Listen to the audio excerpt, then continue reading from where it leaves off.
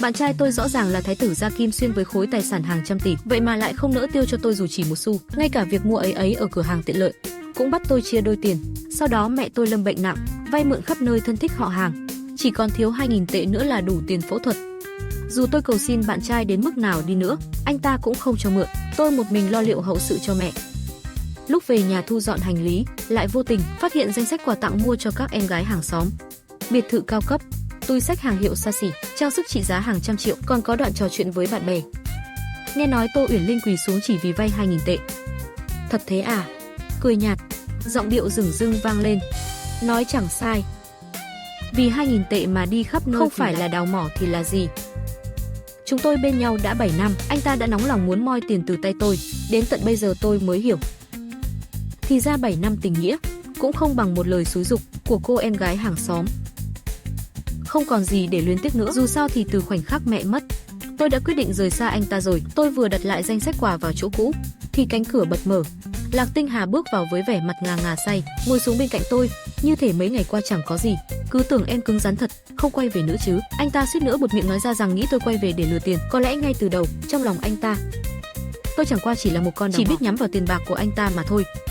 Tôi không buồn ngước mắt lên, dịch người tránh xa, né khỏi cánh tay anh ta đang đưa sang. Anh ta sững người, nhìn tay mình rồi lại nhìn tôi đầy nghi hoặc. Chắc anh ta nghĩ tôi giận dỗi vì chuyện 2.000 tệ kia. Anh hơi choáng đầu. Em đi nấu canh giải rượu cho anh đi. Anh ta lúc nào cũng vậy, vô thức khoác lên người dáng vẻ đại thiếu gia. Nhưng 7 năm trước khi theo đuổi tôi, lại dùng diễn xuất vụng về để giả vờ, làm ra vẻ nghèo khổ, khiến tôi bị anh ta lừa xoay vòng. Anh chẳng có gì cả. Anh không thể cho em một tương lai ổn định, nhưng chúng ta có thể cùng nhau cố gắng, cùng nhau sống những ngày tháng tốt đẹp. Lúc đó nhìn gương mặt chân thành của anh ta, tôi vẫn gật đầu đồng ý. Tôi đúng là thiếu tiền, nhưng hoàn toàn có thể tự lực để duy trì cuộc sống.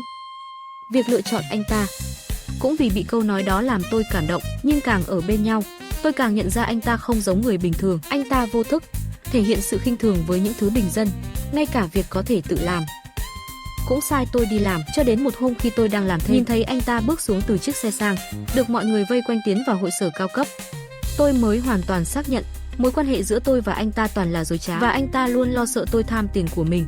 Lạc Tinh Hà lại mở miệng, ngắt mạch suy nghĩ của tôi. Sau này muốn tiền thì cứ nói thẳng với anh là được, dùng cả mẹ mình làm cái cớ. Em không sợ bị sét đánh à? Câu nói của anh ta khiến tôi thấy buồn cười vô cùng. Tôi ngẩng đầu, lạnh lùng nhìn anh ta. Nói thẳng với anh thì anh sẽ cho sao? Nghe vậy, anh ta sững người, gương mặt có chút do dự, nhưng ngay giây tiếp theo, như để xác minh điều gì đó, anh ta lập tức lộ ra ánh mắt đầy giễu cợt, từ từ nói chẳng sai. Em ở lại bên anh quả nhiên là vì tiền. Anh ta vừa nói vừa chuyển khoản cho tôi 1 tệ, và sau đó là 8 tệ, còn ghi chú trong nội dung chuyển khoản: đào mỏ. 7 năm bên anh ta, tôi chưa từng tiêu một xu của anh ta, thậm chí vào ngày lễ hay kỷ niệm, tôi đều chuẩn bị quà tặng cho anh. Anh ta nhận một cách thản nhiên, nhưng khi không chuẩn bị gì cho tôi lại châm chọc hỏi ngược lại: có phải em nghĩ đàn ông mua quà dỗ dành bạn gái là chuyện hiển nhiên? Đó là cách anh ta dùng 2 chữ đào mỏ để hình dung về tôi. Đó là thái tử gia Kim Xuyên có khối tài sản hàng ngàn tỷ. Nghĩ đến danh sách quà anh ta, nghĩ đến người mẹ đã ra đi vì bệnh tật dày vò, tôi thật sự không thể chịu đựng thêm được nữa, chỉ muốn rời khỏi anh ta ngay lập tức. Tôi vừa đứng dậy định rời đi thì lại có tiếng động ở cửa. Chỉ thấy Lý Tư Tư bước vào, vừa đi vừa cởi áo khoác ngoài, lộ ra bộ đồ gợi cảm bên trong, nhưng vừa nhìn thấy tôi, cô ta sững người rồi vội vàng mặc lại áo khoác. Uyển Linh tỷ, sao chị lại đến đây? Tôi quay đầu nhìn về phía Lạc Tinh Hà. Nếu tôi nhớ không nhầm, đây là căn hộ tôi cùng anh hợp đồng thuê, vậy mà anh không chỉ tùy tiện tiết lộ mật mã, còn để người khác tự tiện xông vào. Nghe tôi nói như vậy, Lý Tư Tư làm ra vẻ như bị uất ức lắm, chạy mấy bước đến ngồi sát cạnh Lạc Tinh Hà, ôm lấy tay anh ta nũng nịu: Tinh Hà ca, sao em có thể xem là người ngoài, chỉ là em quên mang chìa khóa thôi nên mới đến xin ngủ nhờ một đêm. Hơn nữa nếu không phải Tinh Hà ca đồng ý ở ghép thì Uyển Linh tỷ đã phải gánh toàn bộ tiền nhà rồi đó. Nói thế nào thì chị cũng là người được lợi. Những lời chia rẽ như vậy, không biết đã bao nhiêu câu được nói sau lưng tôi, thế nhưng Lạc Tinh Hà lại không cảm thấy bản thân có lỗi. Ngược lại còn thấy Lý Tư Tư nói có lý. Tư Tư nói không sai, ai đời anh có nhà riêng rồi, vẫn phải chia sẻ tiền thuê, quá thiệt thòi, cũng chẳng khác nào bỏ tiền ra để ngủ cùng người khác. Nói rồi, anh ta giơ mã QR thanh toán của mình ra trước mặt tôi. Em cũng đâu muốn bị người ta gọi là đào mỏ đúng không? Vậy thì em hãy trả lại cho anh toàn bộ tiền nhà 7 năm qua. Lạc Tinh Hà, 7 năm qua anh coi tôi là cái gì? Nước mắt rưng rưng trong hốc mắt. chỉ vì tôi tiếc cho chính mình, 7 năm tuổi trẻ lại phung phí vào loại người như anh ta. Bàn tay đưa ra trước mặt, cũng khẽ run lên khi nước mắt tôi rơi xuống. Anh ta rõ ràng định rút tay lại. Đùa chút thôi mà. Cùng lắm thì, anh ta còn chưa nói hết Lý Tư Tư đã chen vào lạnh lùng nói, còn bảo không ham tiền của Tinh Hà ca. Nếu không có anh ấy, chị có ở nổi chỗ này sao? Tháng sau Tinh Hà ca nên dọn đi thôi. Không thể để người ngoài chiếm lợi mãi được. Hoặc để chị Uyển Linh viết giấy nợ cho anh ấy đi, vậy mới công bằng chứ. Nếu đánh người không phạm pháp, tôi thật sự muốn tát cho mỗi người một cái, nhưng nếu thật sự tát xuống, chắc chắn họ sẽ tìm đủ mọi cách để đòi tiền. Trò chơi ác ý mà kẻ lắm tiền yêu thích nhất. 7 năm qua tôi đã chơi cùng họ quá đủ rồi. Tôi không muốn dây dưa thêm nữa. Giấy nợ tôi sẽ không ký, muốn đòi tiền thì cứ kiện tôi, xem tòa án có xử tôi thua không. Nhà này tôi cũng không ở nữa. Cô Lý đã muốn ở lại một đêm thì nhớ trả tiền thuê cho Lạc Tinh Hà, nhớ trả tiền thuê nhà cho Lạc Tinh Hà nhé. Không thì cô cũng là đào mỏ đấy. Tôi vừa định rời đi thì Lạc Tinh Hà kéo mạnh tôi lại. Gương mặt tỏ vẻ hoàn hảo khi nãy đã biến mất hoàn toàn. Chỉ còn lại ánh mắt tức giận trách móc. Tô Uyển Linh, em làm quá rồi đấy. Anh với Tư Tư chỉ đang đùa với em thôi. Anh khuyên em nghĩ cho kỹ, rời khỏi đây rồi, em không còn được sống ở chỗ tốt thế này nữa đâu. Nghe xong, tôi chỉ nhàn nhạt đáp lại, Lạc Tinh Hà, chúng ta chia tay đi. Chia tay Tô Uyển Linh? Em dám nói chia tay với anh không đồng ý. Em có tư cách gì mà đá anh? Giận dỗi cũng phải có giới hạn thôi chứ. Anh ta luôn tự cho mình là cao quý vượt trội. Yêu tôi cứ như là một đặc ân dành cho tôi, còn tôi thì chỉ thản nhiên nhìn anh ta. Tôi không hề giận dỗi. Nếu cả ngày anh cứ nghĩ tôi là đào mỏ, là ham tiền của anh, vậy thì anh nên tìm người môn đăng hộ đối mà yêu đi, yêu một cách sòng phẳng. Tôi không muốn nói thêm câu nào. Quay người vào phòng ngủ, tiếp tục thu dọn đồ đạc. Khoảng nửa phút sau, mới nghe thấy giọng anh ta từ ngoài vọng vào. Tô Uyển Linh, em đừng có mà hối hận. Tôi chẳng buồn đáp lại lời hăm dọa đó, càng không để tâm đến anh ta. Anh ta dẫn theo Lý Tư Tư đập cửa bỏ đi. Tình yêu bị xem như kẻ trộm. Tôi đã kiên trì suốt 7 năm, tôi chưa từng trách việc không cứu được mẹ, cho lên đầu Lạc Tinh Hà. Anh ta quả thật không có nghĩa vụ phải cho vay tiền. Nhưng khi tôi tuyệt vọng nhất, kể cả khi cầm giấy nợ quỳ gối cầu xin anh ta cứu mẹ tôi, anh ta vẫn làm ngơ. Thậm chí trong mắt anh ta, tôi chỉ là kẻ đào mỏ. Khoảnh khắc đó, tôi hoàn toàn chết tâm. Giữa đêm khuya, tôi mang theo toàn bộ hành lý của mình, bước đi trên con phố vắng lặng. Giữa kinh đô rộng lớn, tôi chẳng có nơi nào nương thân, và cũng chẳng còn lý do để ở lại nữa. Mẹ đã không còn, tình yêu cũng đã chia đôi ngả. Từng giây ở lại cũng chỉ là kéo dài thêm nỗi đau, không biết đi đâu về đâu. Tôi ngồi trong đại sảnh bệnh viện suốt đêm. Sáng hôm sau, việc đầu tiên tôi làm là nộp đơn xin nghỉ việc. Nhận được đơn từ chức của tôi, sếp ngạc nhiên đến mức tròn mắt. Nghỉ thật à? Tổng giám đốc Lạc đồng ý cho em nghỉ rồi hả? À đúng rồi, giờ em nghỉ việc thì tiền thưởng tháng này chắc không được bao nhiêu đâu. Lương còn lại sẽ chuyển vào tài khoản cho em nhé. Tôi khẽ nhíu mày. Thông tin này quá nhiều, tôi nhất thời không tiếp thu nổi. Sao lại nói là chuyển vào một thẻ? Với lại từ bao giờ tôi lại có thưởng? Quan trọng nhất là tổng giám đốc Mạc là ai? Thấy vẻ mặt tôi đầy khó hiểu, sếp tôi cũng hiện vẻ bối rối. Em và tổng giám đốc Lạc không phải là người yêu sao? Chính anh Lạc đặc biệt căn dặn, kế toán phải chia tiền lương của em ra, lương cơ bản thì gửi cho em, còn thưởng và các khoản lương khác thì chuyển vào thẻ kia. Nói là em cần để tiết kiệm. Không ngờ em có bạn trai là tổng Lạc mà lại tiết kiệm đến thế, đúng là hiếm có đấy. Thì ra bao năm nay tôi chỉ nhận được mức lương ban đầu khi mới vào làm. Bao lần tôi xin tăng lương, tưởng là do tôi chưa đủ nỗ lực, hóa ra là bị Lạc Tinh Hà chuyển sang tài khoản khác. Lúc tìm kế toán để xin sao kê, tôi nhìn thấy mục tiền thưởng hiển thị rõ ràng số 2.000. Vài ngày trước vì thiếu đúng 2.000 tệ, tôi đã chậm nộp viện phí một ngày, khiến mẹ tôi chưa kịp phẫu thuật đã qua đời. Nực cười hơn nữa là trong suốt 7 năm, tổng số tiền thưởng mà Lạc Tinh Hà đã âm thầm giữ lại đủ để điều trị bệnh cho mẹ tôi từ lâu. Tôi thật sự quá ngu ngốc, ngu đến mức chỉ biết chăm chỉ làm việc, sợ bị sa thải thì không có thu nhập, và ngu đến mức bị Lạc Tinh Hà xoay mòng mòng mà không hề hay biết. Chỉ vì không muốn anh ta cho rằng tôi là đào mỏ, tôi không tiêu của anh ta đồng nào, và để mặc anh ta chuyển đi thu nhập của tôi. Trong mối quan hệ đầy dối trá và nhục mạ ấy, tôi lại cam chịu suốt 7 năm. Ngay khi tôi cầm bảng lương, chuẩn bị tìm Lạc Tinh Hà tính sổ, thì anh ta lại ngang nhiên xuất hiện trước mặt tôi. Tô Uyển Linh, chẳng qua cãi nhau mấy câu thôi mà đã bỏ nhà ra đi, còn đòi nghỉ. Anh thấy tính khí em càng ngày càng lớn rồi đó. Theo sau anh ta là Lý Tư Tư với vẻ mặt đầy đắc ý, giả vờ ngọt ngào bước tới. Uyển Linh tỷ ạ, sao chị lại vô ơn thế chứ? Dùng tiền của Tinh Hà ca ở nhà anh ấy thuê cho, không có anh ấy chị nghĩ mình sống nổi ở Kinh Bắc à? Mọi người không biết xấu hổ, đúng là có thể nói dối mà mặt không đỏ, tim không loạn. Tôi giận quá hóa cười, vừa định phản bác thì bị Lạc Tinh Hà ngắt lời. Tư Tư nói đúng đấy, nếu không có anh Em đã chết đói từ lâu rồi, hôm nay xem như em bốc đồng. Anh đặt cách cho em nghỉ một ngày, theo anh về nhà đi, ngày hôm nay tự ý nghỉ làm. Anh sẽ không trừ vào lương của em. Càng nhìn rõ con người Lạc Tinh Hà, tôi càng thấy 7 năm qua, bản thân đã mù quáng đến mức nào. Xung quanh bắt đầu có người chỉ trỏ bàn tán. Thấy Lạc Tinh Hà không hề ngăn cản, tiếng nói càng lớn hơn. Tổng Lạc giấu thân phận chỉ vì không muốn Tô Uyển Linh tự ti, còn dặn chúng tôi giữ bí mật nữa. Vậy mới thấy Tổng Lạc quan tâm cô ấy thế nào. Ăn của Tổng Lạc, ở nhà của Tổng Lạc, còn dám nổi giận với Tổng Lạc. Muốn đổi đời mà không biết bản thân có đủ tư cách không. Có tư cách gì rời bỏ Tổng Lạc, cô ta là cái thá gì. Người bàn tán càng lúc càng đông, Lạc Tinh Hà lại càng đắc ý. Còn Lý Tư Tư thì bồi thêm một đòn, gán hết những lời dối trá bịa đặt lên đầu tôi. Uyển Linh tỷ này, chị chẳng phải còn nói dối mẹ sắp mất để đòi Tinh Hà ca 2.000 tệ sao? Vừa muốn đào tiền vừa muốn giữ hình tượng. Chị đúng là vừa ăn cướp vừa la làng rồi đấy. Lời cô ta nói chẳng khác nào hắt nước lạnh vào chảo dầu đang sôi, bùng lên dữ dội. Cả đám người quay sang nhìn tôi bằng ánh mắt, tiếng chửi rủa cũng vang lên không dứt. Tôi nhìn sang Lạc Tinh Hà, anh ta vẫn tỏ vẻ dửng dưng, không thậm chí còn như thể lời Lý Tư Tư nói ra đã thay anh ta chút được ấm ức trong lòng. Sau đó anh ta nhếch môi cười khẩy, nở nụ cười mỉa mai đến nực cười. Tôi vừa định lên tiếng thì Lạc Tinh Hà đã vội vàng kéo lấy tay tôi, giả vờ hào phóng làm người hòa giải. Thôi thôi, chuyện qua rồi thì cho qua đi, anh cũng không thiếu chút tiền đó. Sau này em muốn tiền thì cứ thẳng thắn nói với anh, không cần phải viện cớ nhiều như vậy. Anh ta vừa dứt lời, cả văn phòng liền vang lên tiếng xì xào tán thưởng. Ai nấy đều cho rằng tôi không biết điều. Đúng đó, Tổng Lạc nhiều tiền thế cơ mà, muốn tiền thì nói thẳng ra là được rồi. Nguyên rủa mẹ mình chỉ để xin tiền, thật chẳng ra gì. Không ngờ Tô Uyển Linh lại là người như vậy. Trước đây thấy cô ta tiết kiệm, còn hay mang đồ ăn chia sẻ. Loại người này nên bị Tổng Lạc đá ngay, để cô ta không sống nổi ở Kinh Bắc nữa. Tôi nhìn những đồng nghiệp từng thân thiết với mình cũng đồng loạt hùa theo. Nghĩ lại tất cả những gì Lạc Tinh Hà đã làm, bỗng dưng tôi thấy thật vô nghĩa. Dù sao cũng sắp rời đi, kể cả có dơ bảng lương ra trước mặt anh ta bây giờ, thì anh ta với Lý Tư Tư vẫn sẽ tìm đủ lời lẽ kỳ quặc để khiến mọi người tiếp tục sỉ nhục tôi.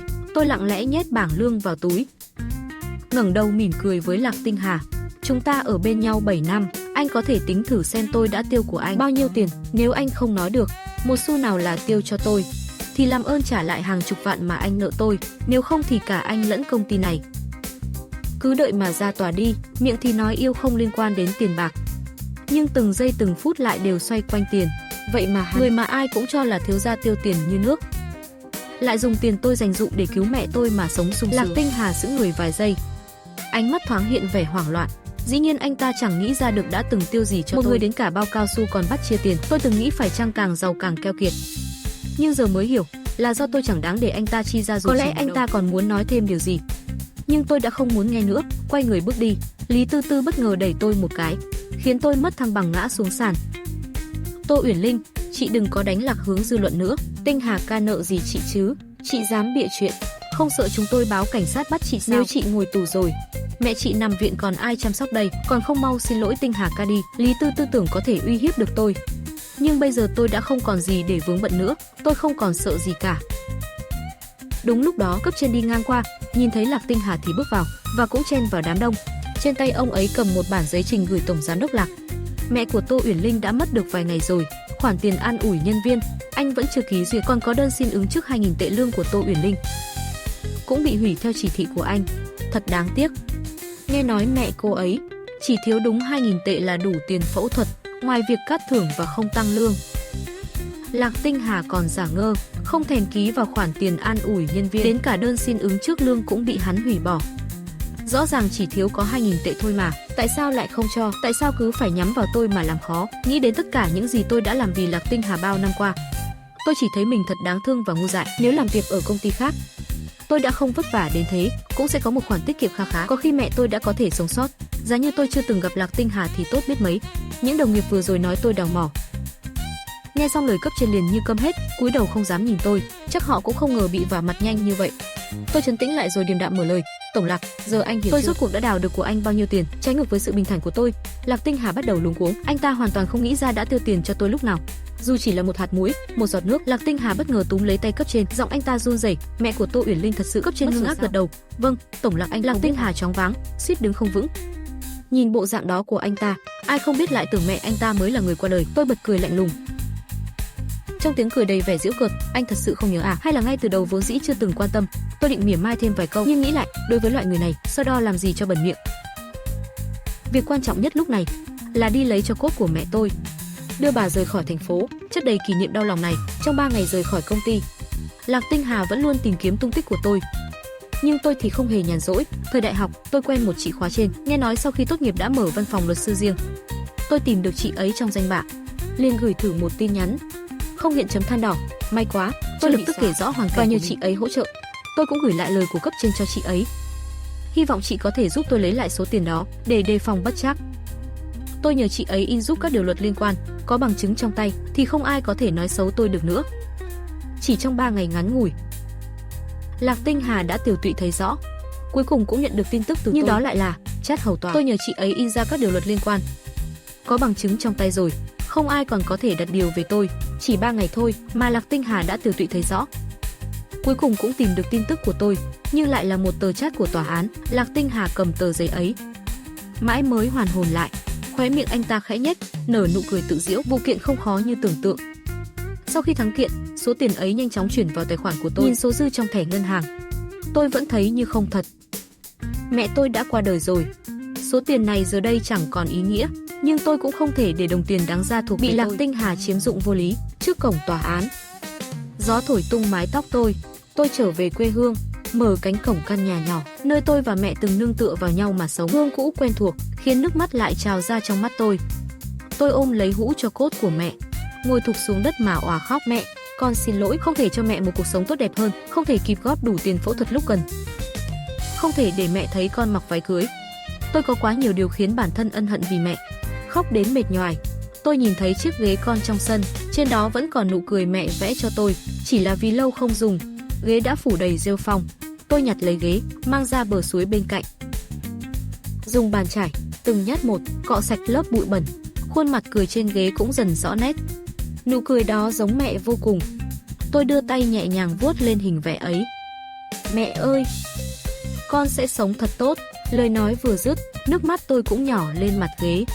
Tôi phát hiện, hóa ra tôi vẫn không thể sống thiếu mẹ. Sau khi điều chỉnh lại tâm trạng, tôi quay về sân nhỏ. Lao động quả thực khiến con người tạm quên phiền muộn. Dọn dẹp sân nhà xong, tôi cảm thấy phấn chấn hơn. Mấy ngày nay tôi cứ đi loanh quanh khắp vùng, muốn xem thử có công việc nào phù hợp với mình không, nhưng hoàn toàn chẳng có thu hoạch gì. Duy có ao sen trong làng là khá nhiều, nên tôi nảy ra ý tưởng làm hồ cá, nửa để nuôi cá, nửa để xây dựng khu câu cá cao cấp, thu hút khách hàng chất lượng, cũng có thể góp phần phát triển kinh tế địa phương. Tôi nhìn số dư trong tài khoản và bắt đầu vẽ bản thiết kế hồ cá trong đầu. Nhưng trong lĩnh vực này tôi thực sự là kẻ tay ngang, đi đâu cũng gặp khó khăn. Mỗi ngày tôi chỉ ngồi thẫn thờ trước cổng nhà, trầm tư suy nghĩ. Bác Lâm Nghi bên cạnh cầm quả táo bước đến trước mặt, thấy tôi không phản ứng liền vẫy tay ngay trước mắt. Này cháu, sao thế? Sao dạo này cứ ngẩn ngẩn ngơ ngơ suốt vậy? Tôi đáp, cháu muốn đầu tư làm hồ cá, nhưng có chỗ vẫn chưa hiểu rõ. Tôi cũng chẳng kỳ vọng bác ấy giúp được gì, chỉ là không muốn bác lo lắng mà thôi. Không ngờ bác Lâm Nghi lập tức đập tay reo lên, làm hồ cá hả? Ý tưởng rất hay đấy. Cháu trai bác, Lục Hàn, chuyên làm cái này đó. Nó sắp qua nhà bác ăn cơm đây. Bác giới thiệu hai đứa làm quen, cháu có thể nhờ nó tư vấn. Ánh mắt tôi đầy bất ngờ. Bác Lâm Nghi cười bảo, sao nghĩ bác nói dối à? Tôi vội vàng lắc đầu, đồng ý với buổi gặp mặt sắp tới. Đúng là đang buồn ngủ thì có người mang gối tới vậy. Tôi vội vã theo bác sang phụ nấu ăn. Khi Lục Hàn đến thì chân vẫn lấm đầy bùn đất, chắc vừa đi kiểm tra hồ cá về. Anh ấy vừa vào cửa đã thấy tôi đang ngồi rửa rau, giữ người một chút rồi bước ra kiểm tra biển số nhà, rồi quay lại. Không khí có phần ngượng ngùng, cho đến khi bác Lâm Nghi xuất hiện. Tiểu Hàn, cháu đến rồi hả? Đây là Uyển Linh, nó muốn đầu tư làm hồ cá. Cháu là chuyên gia rồi còn gì. Bác gọi nó đến để hỏi cháu đó. Biết người trước mặt chính là Lục Hàn. Tôi ngừng tay, đứng dậy bước tới. Xin chào Tổng Giám đốc Lục, tôi là Tô Uyển Linh. Lục Hàn lau tay lên áo, rồi bắt tay tôi. Xin chào. Anh ấy trông rất thân thiện, cử chỉ hơi vụng về khiến người ta thấy dễ mến. Ăn cơm xong, Lục Hàn chủ động nói, muốn ra hồ cá mà tôi định thuê để nói xem. Không cảm động thì là nói dối. Anh ấy bận như vậy mà vẫn không qua loa. Tôi thay quần áo rồi cùng Lục Hàn đến hồ. Hồ cá của cô rộng 30 mẫu, mực nước nên giữ ở mức 2,5 m. Mỗi mẫu cần dùng khoảng 150 kg vôi sống để xử lý nền đáy. Mực nước hồ của cô còn thấp quá nếu muốn nuôi cá. Tôi liền lấy sổ ghi chép ra, ghi lại từng lời. Mực nước của cô vẫn chưa đủ nếu định nuôi cá. Tôi lấy sổ tay ra ghi chép, vừa ghi vừa gật đầu lia lịa. Tôi vội vàng hỏi, về giống cá thì cần lưu ý gì không? Lục Hàn suy nghĩ rồi đáp, thông thường Diện tích như hồ của cô nuôi khoảng 2.000 con cá là hợp lý. Giảm xuống còn 1.500 con cũng được. Cá chấm trắng thì khoảng 20 con, nhưng nếu mới bắt đầu nên chọn giống cá dễ sống trước đã. Về nhân lực thì không cần lo. Đến lúc đó tôi sẽ giới thiệu cho cô vài người có kinh nghiệm, rất đáng tin cậy. Còn khu câu cá cao cấp cô muốn làm, phải chia khu vực rõ ràng. Người mới và cao thủ không thể ngồi chung chỗ. Người mới không câu được cá, nhìn người khác kéo cá sẽ dễ nản lòng. Còn có loại hồ thiên về giao lưu xã hội, câu cá chỉ là cái cớ. Lúc quảng cáo phải biết tập trung vào yếu tố này.